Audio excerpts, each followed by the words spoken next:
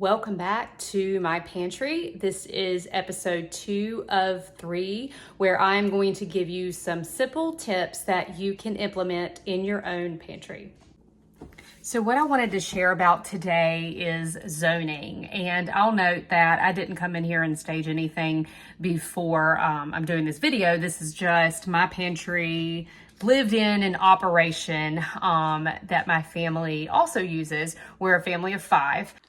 Creating zones in a pantry is key to keeping everyone in the family on the same page when it comes to organization and to maintaining it. As you can see, I like to use containers because it can hold all the loose things, and I prefer to dump things, as I showed you in the first episode, versus having a ton of boxes. And so up here, for instance, I have all things nuts and coffee, some ingredients below as well. And then down here, getting into the snack section, as you can see, there's quite a few of those snacks gone from last week.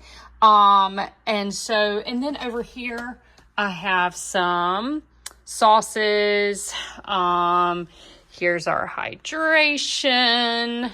And then we go up here to some things I have decantered that are used not as frequently, but I don't like holding on to all the bags of flour and sugar and all that. And then up here we have our bread, bagels, hamburger buns, and then some grains, and some loose grains, and then a canned food section that's kind of small, as you can see in the corner. Thanks so much for watching. I hope you found that helpful and that you can get everyone on the same page by creating zones in your pantry.